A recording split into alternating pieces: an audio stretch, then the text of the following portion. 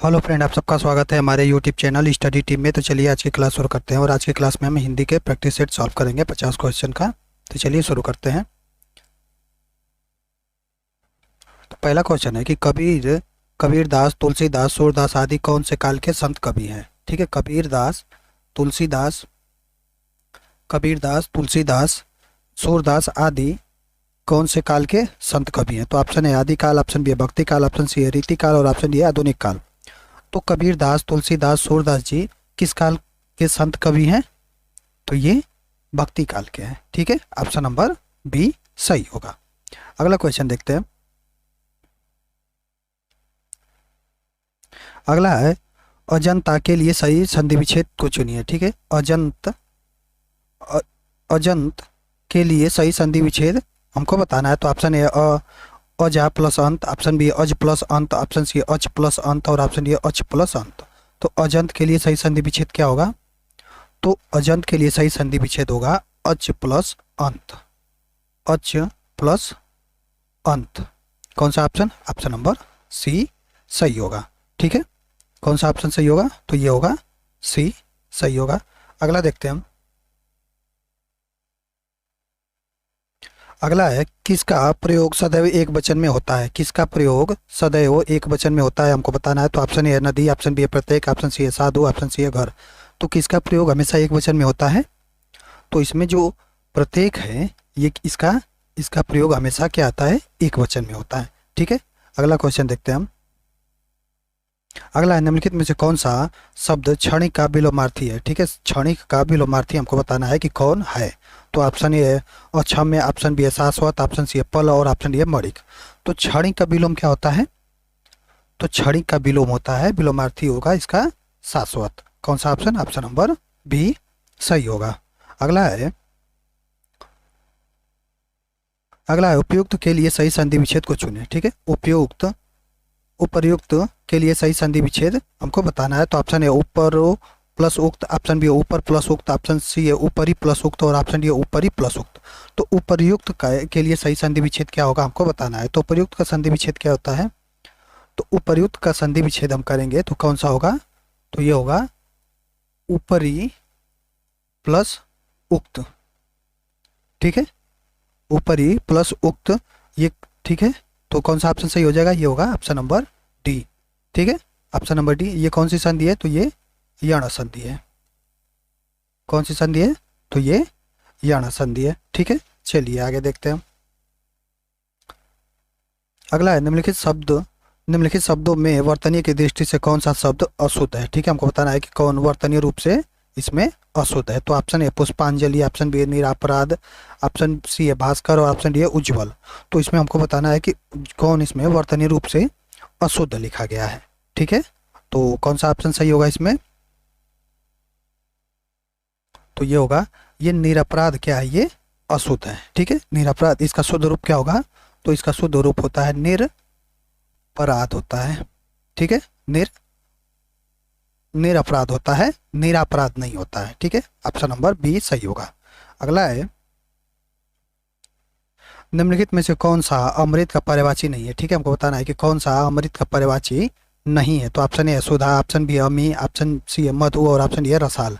तो इसमें अमृत का पर्यायवाची कौन नहीं है हमको बताना है। तो इसमें कौन अमृत का पर्यायवाची नहीं है?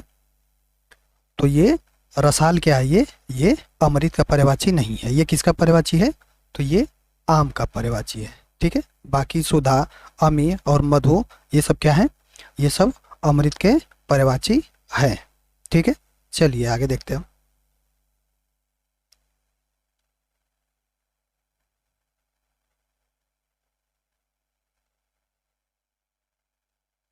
अगला क्वेश्चन है निम्नलिखित वाक्य में से संबंध कारक वाले वाक्य को पहचान करिए। ठीक है, निम्नलिखित वाक्य में से संबंध कारक वाले वाक्य को हमको पहचान करना है। तो ऑप्शन ए राम खाना खाता है, ऑप्शन बी है राधा का कुत्ता बहुत तेज दौड़ता है, ऑप्शन सी है राम ने रावण को मारा और ऑप्शन डी है माँ अपने बच्चे को मारती है।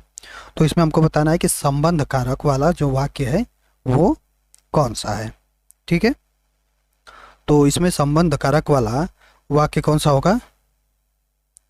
तो ये होगा कौन सा option? Option number B Radha का कुत्ता बहुत तेज दौड़ता है, ठीक है, राधा का कुत्ता बहुत तेज दौड़ता है, ठीक है।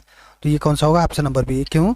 क्योंकि यहाँ पे संबंध कारक क्या है, का प्रयोग किया गया है, ठीक है। चलिए आगे देखते हैं हम।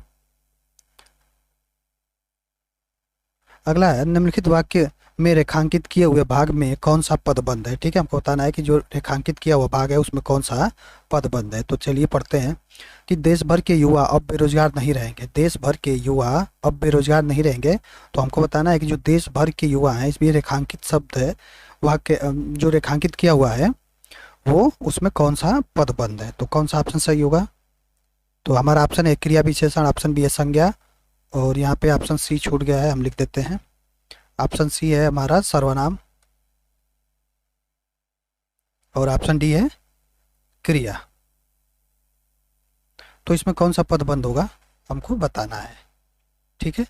तो देश भर के युवा, देश भर के युवा में कौन सा पदबंध होगा?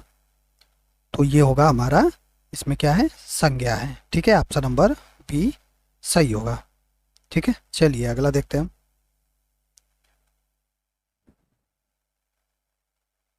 अगला है, निम्नलिखित में कर्मवाच्य का उदाहरण है, ठीक है। कर्मवाच्य का हमको उदाहरण बताना है कि इसमें कौन कर्मवाच्य है। तो ऑप्शन ए पत्र लिखा जाता है, ऑप्शन बी है राम पुस्तक पढ़ता है, ऑप्शन सी है सीता पत्र लिखती है, और ऑप्शन डी है मुझे से बैठा नहीं जाता। तो कर्मवाच्य का हमको उदाहरण बताना है कि इसमें क्या होगा, ठीक है। तो कौन सा ऑप्शन सही होगा इसमें, कर्मवाच्य इसमें किसमें है? तो ये है कि पत्र लिखा जाता है, इसमें क्या है, इसमें कर्मवाच्य है। कौन सा ऑप्शन? ऑप्शन नंबर ए सही होगा, ठीक है। चलिए आगे देखते हैं हम।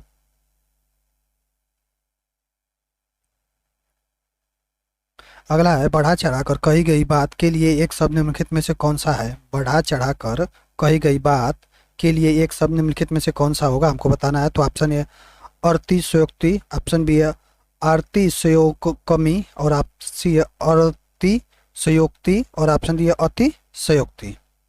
तो बढ़ा चढ़ा के क्या है, बढ़ा चढ़ा के कही गई बात के लिए एक शब्द क्या होगा? तो ये होगा अतिशोक्ति। कौन सा ऑप्शन? ऑप्शन नंबर डी, ठीक है। ये सब क्या है, अतिशोक्ति के ये सब अशुद्ध रूप लिखे गए हैं, ठीक है।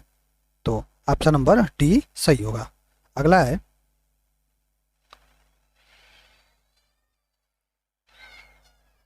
अगला है, विकृत आकार वेश बोली चेष्टा व्यवहार आदि के वर्णन से उत्पन्न होती है। विकृत आकार वेश बोली चेष्टा व्यवहार आदि के वर्णन से उत्पन्न होती है। तो ऑप्शन ए हास्य रस, ऑप्शन बी है शांत रस, ऑप्शन सी है करुण रस, और ऑप्शन डी है रौद्र रस।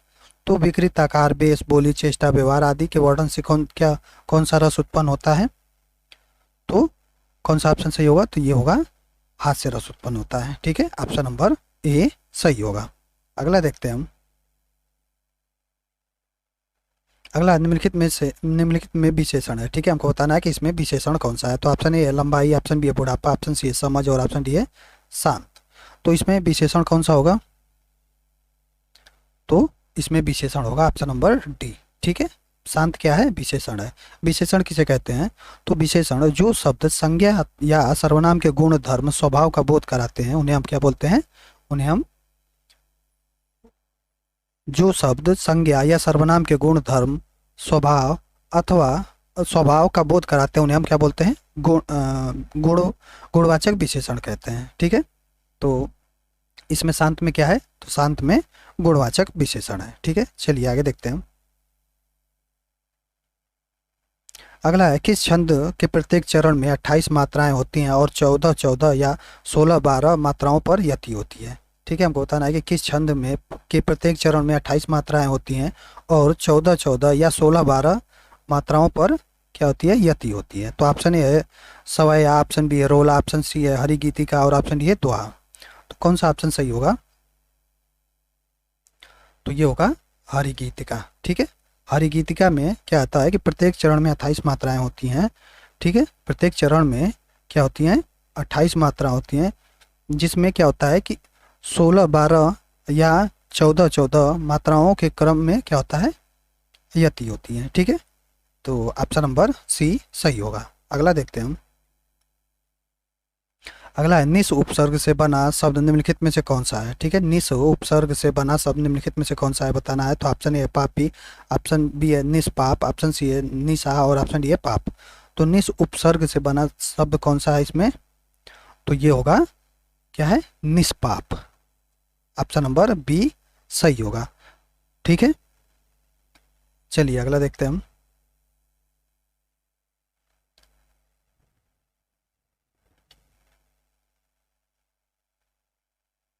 अगला है सर्व के लिए सही पर्यायवाची वाले शब्दों की पंक्ति को चुने। ठीक है, सर्व का हमको सही पर्यायवाची बताना है कि कौन किस ऑप्शन में सर्व का पर्यायवाची है। तो ऑप्शन ए है व्यालु भुजंग उरग, ऑप्शन बी है व्याल भुजंग उरग, ऑप्शन सी है व्याल भुजंग उरुग उरुगु और ऑप्शन डी है व्याल भुजंग उरग।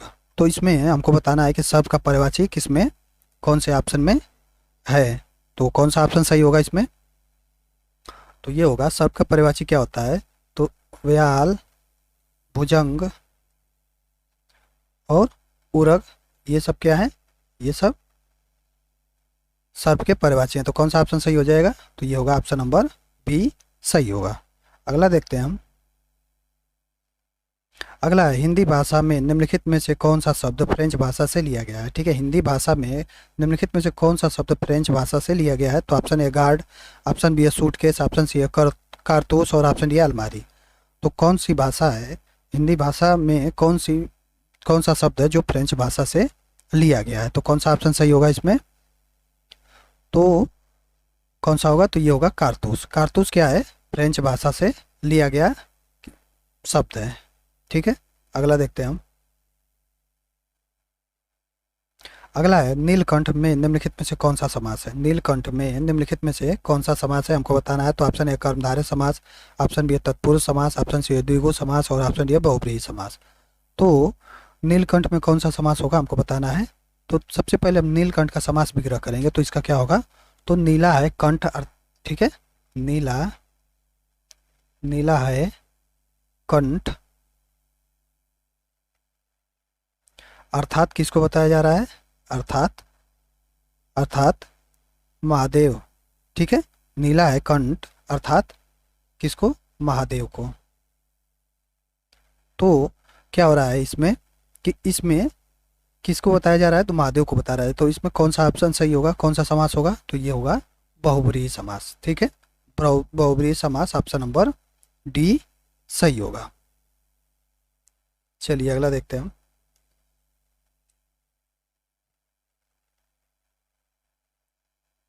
अगला है रेखांकित का सही सामासिक विग्रह निम्नलिखित में से कौन सा होगा। रेखांकित का सही सामासिक विग्रह निम्नलिखित में से कौन सा होगा। तो ऑप्शन है रेखा पर अंकित, ऑप्शन बी है रेखा में अंकित, ऑप्शन सी है रेखा से अंकित और ऑप्शन डी है रेखा के लिए अंकित। तो रेखांकित का सही समास विग्रह क्या होगा, तो रेखांकित का सही समास विग्रह होगा कि कौन सा, तो ये होगा हमारा ऑप्शन नंबर सी रेखा से अंकित। ठीक है, ऑप्शन नंबर सी सही होगा। चलिए आगे देखते हैं हम।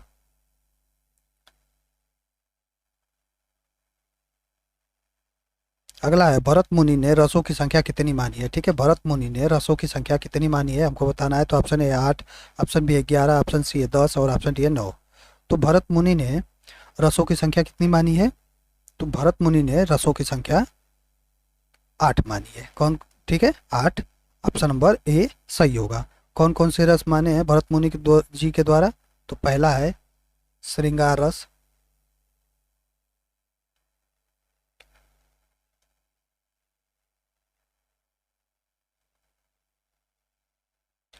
पहला है श्रृंगार श्रृंगार रस, दूसरा है हास्य रस, तीसरा है करुण रस, चौथा है रौद्र रस, पांचवा है वीर वीर रस, छठा है भयानक रस, सातवां है बीभत्स रस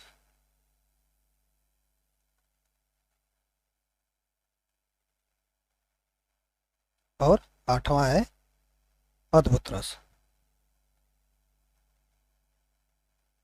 ये क्या है, ये भरत मुनि जी के द्वारा 8 रस जो माने गए हैं वो हैं। ठीक है, चलिए अगला देखते हैं हम।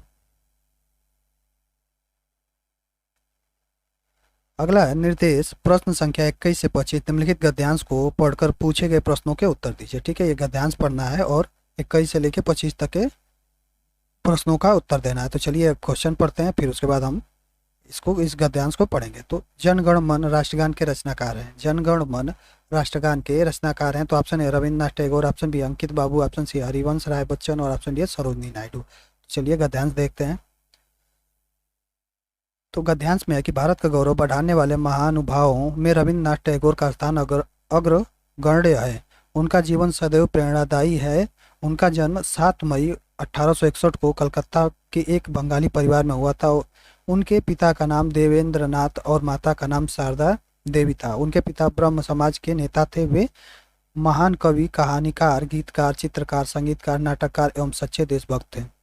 उन्होंने 8 साल की छोटी उम्र में कविता लिखी थी। काबुलीवाला, मास्टर साहब, पोस्ट मास्टर जैसी अर्थस्पर्शी कहानियां उन्होंने हमें दी हैं। 1878 में ईस्वी में कानून की पढ़ाई के लिए लंदन गए, लेकिन साहित्य प्रेम रविंद्रनाथ जी 1800 साहित्य प्रेमी रविंद्रनाथ जी 1880 में बिना उपाधि लिए वापस आ गए। प्रकृति के प्रेमी रविन्द्रनाथ जी ने शांति निकेतन की स्थापना की। 16 अक्टूबर 1905 को उनके नेतृत्व में कलकत्ता में रक्षाबंधन के उत्सव में बंग आंदोलन का आरंभ हुआ। इसी आंदोलन में भारत में स्वदेशी आंदोलन का सूत्रपात हुआ। उनकी सबसे लोकप्रिय रचना गीतांजलि रही, जिसके लिए वर्ष 1913 में उन्हें नोबेल पुरस्कार प्रदान किया गया। वर्ष 1919 में हुए जलियांवाला बाग हत्याकांड की उन्होंने भरपूर निंदा की और कि उनका विरोध इतना तीव्र था कि उन्होंने नाइटहुड उपाधि लौटा दी। भारत का राष्ट्रगान जन गण मन एवं बांग्लादेश का राष्ट्रीय गीत अमार सोनार बांग्ला उनकी रचना है। ठीक है, कौन सी कहाँ यहाँ पे है। तो राष्ट्रगान का कि कौन, हमारा क्वेश्चन क्या था, तो क्वेश्चन था कि जनगण मन राष्ट्रगान के रचनाकार कौन है, तो कौन सा हो जाएगा, ये होगा option number A Rabindranath Tagore. ठीक है, अगला क्वेश्चन है कि नाइटहुड की उपाधि रविन्द्रनाथ टैगोर ने क्यों लौटाई। ठीक है, अभी हमने पढ़ा कि नाइटहुड की उपाधि रविन्द्रनाथ टैगोर ने क्यों लौटा दी, तो वो जलियांवाला बाग हत्याकांड के विरोध में। कौन सा ऑप्शन नंबर बी सही हो जाएगा। चलिए आगे देखते हैं हम।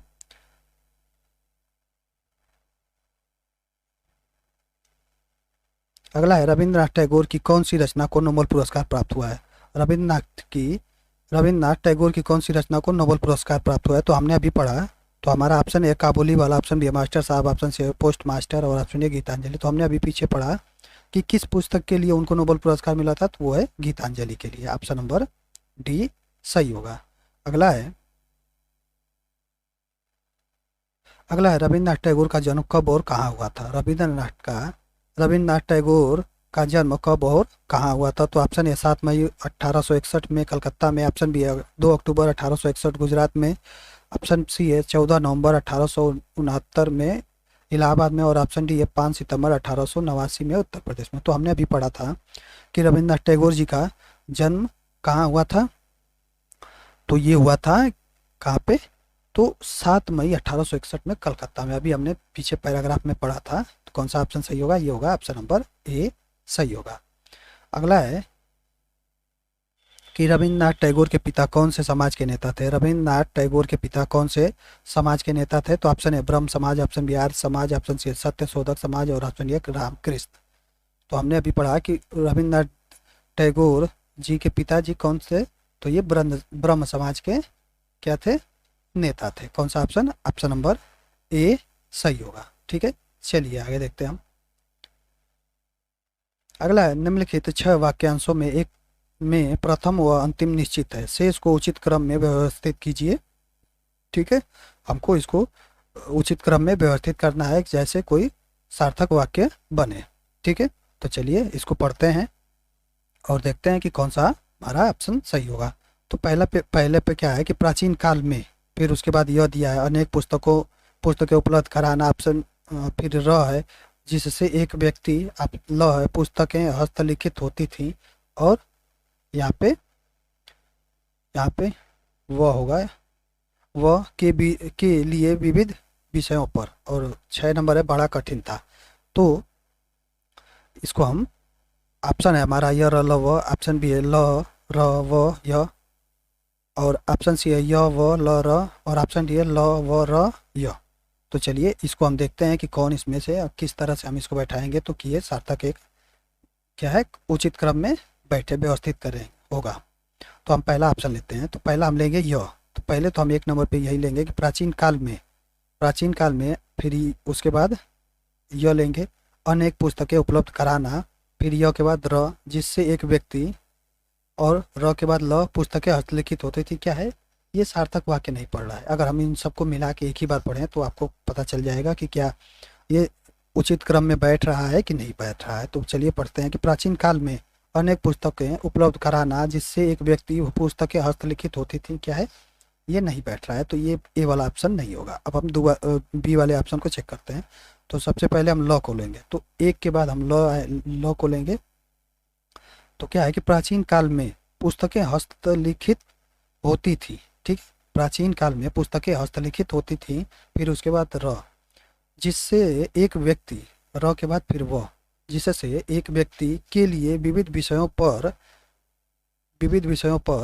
फिर वह के बाद यह, अनेक पुस्तकें उपलब्ध कराना बड़ा कठिन था। ठीक है, तो क्या है कि अगर हम इसको अब एक साथ पढ़ते हैं, ठीक है, इस ऑप्शन बी के अनुसार, तो हमको पता चलेगा कि ये उचित क्रम में बैठ रहा है कि नहीं बैठ रहा है। तो चलिए पढ़ते हैं। तो प्राचीन काल में पुस्तकें हस्तलिखित होती थीं। प्राचीन काल में पुस्तकें हस्तलिखित होती थी, जिससे एक व्यक्ति अनेक पुस्तकें जिससे एक व्यक्ति के लिए विविध विषयों पर अनेक पुस्तकें उपलब्ध कराना बड़ा कठिन था। तो क्या है ये सार्थक उचित क्रम में बैठ रहा है। तो हमारा ऑप्शन नंबर बी सही हो जाएगा। ठीक है, आगे देखते हैं हम। अगला है उपेंद्र वज्रा किस प्रकार का छंद है। उपेंद्र वज्रा किस प्रकार का छंद है। तो ऑप्शन है मात्रिक समछंद, ऑप्शन बी है वर्णिक छंद, ऑप्शन सी है मात्रिक अर्ध सम छंद, और ऑप्शन डी है विषम छंद। तो इसमें क्या होगा, उपेंद्र वज्रा कौन सा किस प्रकार का छंद है हमको बताना है। तो ये क्या होगा, तो ये होगा वर्णिक छंद है। ऑप्शन नंबर बी सही होगा। अगला देखते हैं हम।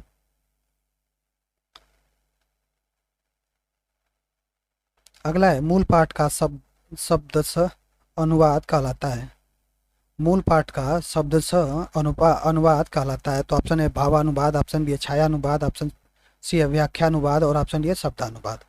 तो मूल पाठ का शब्दशः अनुवाद क्या कहलाता है। तो ये शब्दानुवाद कहलाता है। ऑप्शन नंबर डी सही होगा। अगला है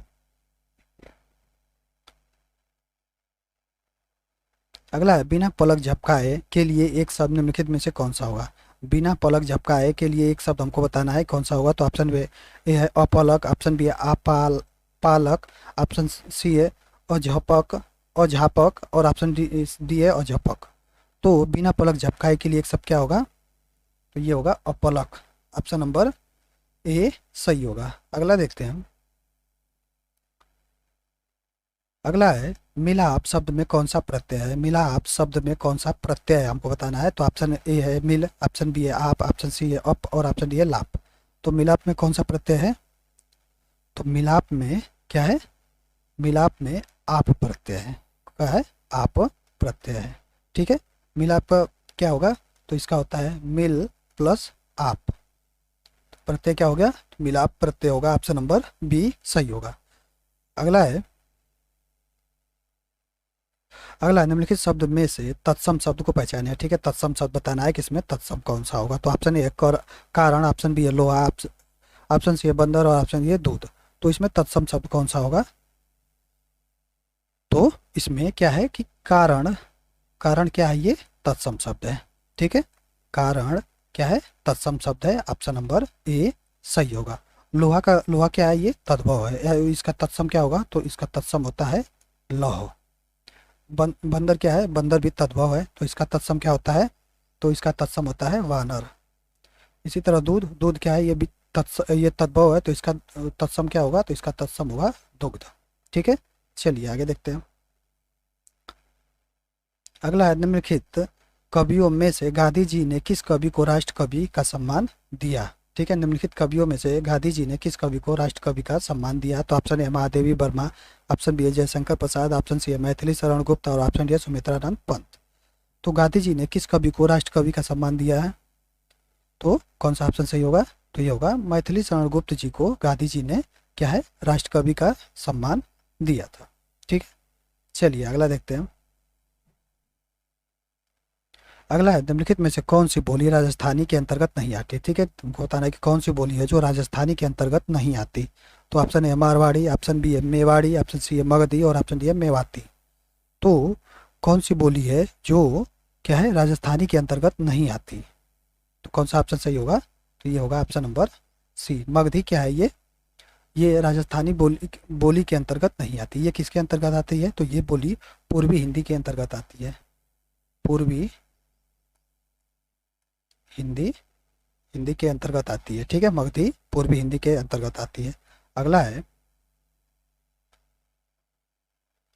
जो न दिखाई पड़े के लिए एक शब्द निम्नलिखित में से कौन सा है। जो न दिखाई पड़े के लिए एक शब्द बताना है। तो ऑप्शन ए अगोचर, ऑप्शन बी अदृश्य, ऑप्शन सी अगोचर और ऑप्शन डी अंगोचर।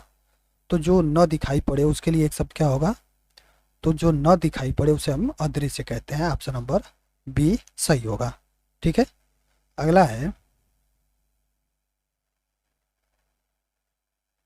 है दीर्घ तथा विपरीत स्वर कौन सा है। दीर्घ तथा विपरीत स्वर हमको बताना है कि कौन सा है। तो ऑप्शन ए आ, ऑप्शन बी है ओ, ऑप्शन सी है ए और ऑप्शन डी है अ। तो हमको क्या बताना है कि दीर्घ एवं विपरीत स्वर। ठीक है, तो कौन सा ऑप्शन सही होगा, तो ये होगा आ। क्या है दीर्घ स्वर है और ये विपरीत स्वर भी है। ठीक है, दीर्घ और विपरीत स्वर है आ है। तो कौन सा ऑप्शन, ऑप्शन नंबर ए सही होगा। अगला है छायावाद के किस कवि को क्रांति और विद्रोह का कवि कहा गया है। छायावाद के किस कवि को क्रांति और विद्रोह का कवि कहा गया है। तो option A Jaishankar Prasad, option B Sumitranand Pant, option C है निराला और ऑप्शन डी है राम कुमार वर्मा। तो छायावाद के किस कवि को क्रांति और विद्रोह का कवि कहा जाता है, तो कौन सा ऑप्शन सही होगा, तो वो निराला जी को छायावाद कवि को छायावाद के निराला जी को क्रांति और विद्रोह का कवि कहा जाता है। ऑप्शन नंबर सी सही होगा। अगला है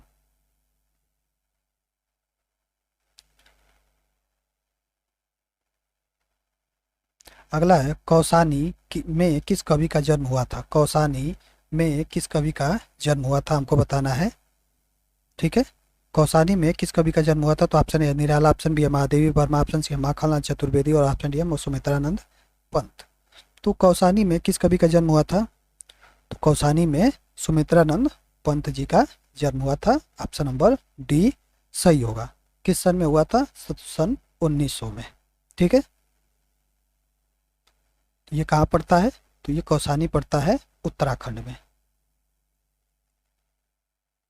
ठीक है, चलिए आगे देखते हैं।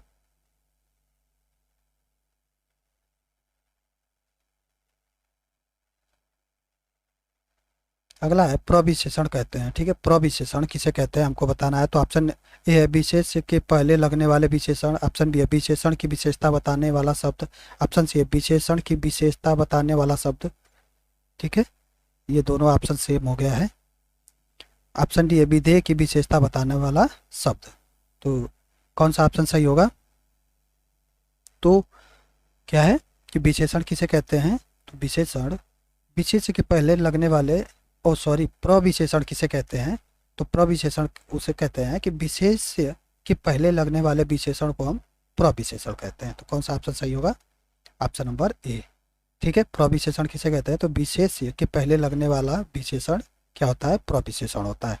ठीक है, चलिए आगे देखते हैं। आगे है सार्वनामिक विशेषण। ठीक है, सार्वनामिक विशेषण बताना है कि कौन सार्वनामिक विशेषण है किसमें। तो ऑप्शन ए संज्ञा के पहले आते हैं, ऑप्शन बी संज्ञा के बाद आते हैं, ऑप्शन सी सर्वनाम के बाद आते हैं और ऑप्शन ए इनमें से कोई नहीं। तो सार्वनामिक विशेषण कहाँ आते हैं, तो ये संज्ञा के पहले आते हैं। ठीक है, सार्वनामिक विशेषण संज्ञा के पहले आते हैं। ऑप्शन नंबर ए सही होगा। अगला है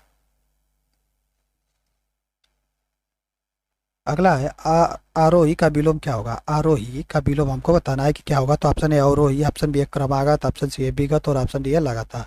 तो आरोही का विलोम क्या होगा। तो आरोही का विलोम होता है अवरोही। ठीक है, आरोही का विलोम क्या होगा। तो अवरोही होगा। ऑप्शन नंबर ए सही होगा। ठीक है, चलिए आगे देखते हैं हम।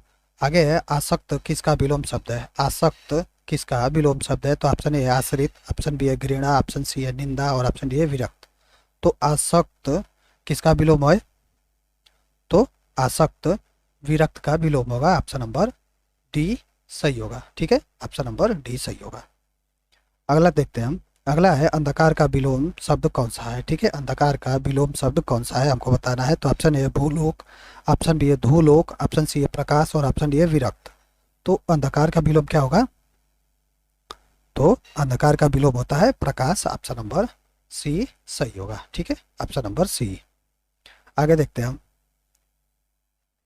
अगला है जो कहा गया है। जो कहा गया है उसको क्या कहते हैं। तो ऑप्शन ए कथ्य, ऑप्शन बी है कथित, ऑप्शन सी है वक्तव्य और ऑप्शन डी है वक्ता। तो जो कहा गया है, जो कहा गया है उसे हम क्या कहते हैं। तो उसे हम कथित कहते हैं।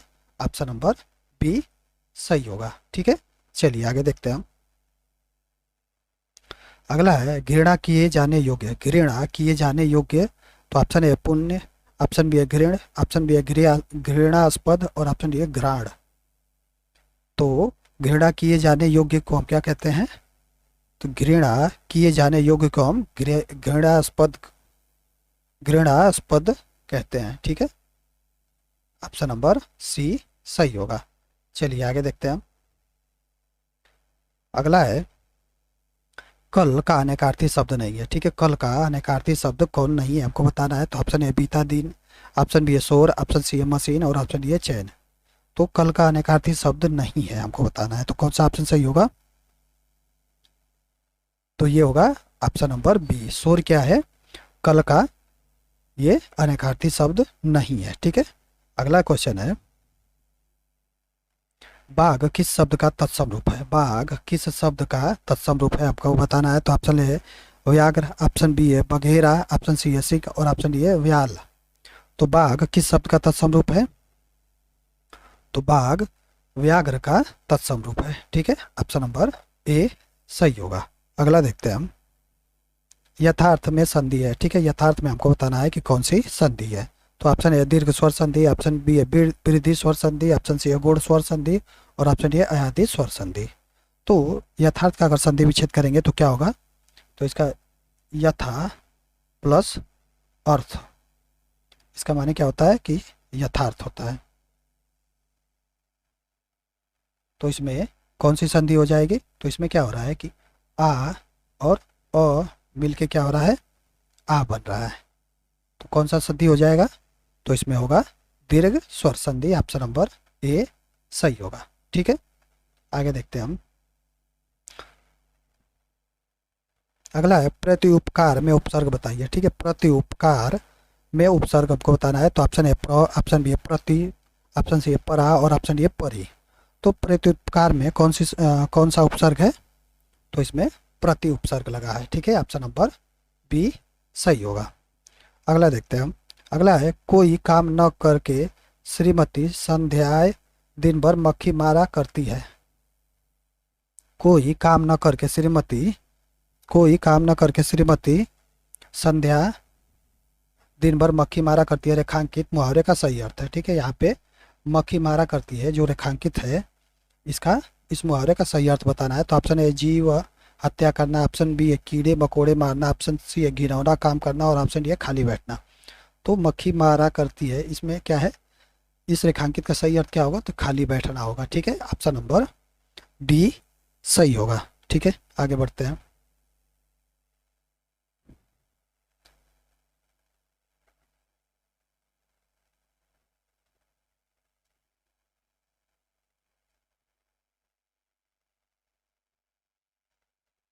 अगला क्वेश्चन है संसद से सड़क तक काव्य के रचनाकार। संसद से सड़क तक काव्य के रचनाकार। तो option A Shrikant Verma, option B है सुदामा पांडे धूमिल, ऑप्शन सी अज्ञे और ऑप्शन डी है रघुवीर सहाय। तो संसद से सड़क तक काव्य के रचनाकार कौन है। तो संसद से सड़क तक काव्य के रचनाकार है सुदामा पांडे धूमिल। ऑप्शन नंबर बी सही होगा। तो चलिए आज के इस वीडियो में इतना ही। अगर आपको वीडियो अच्छी लगी हो तो वीडियो को लाइक करें और चैनल को सब्सक्राइब जरूर करें।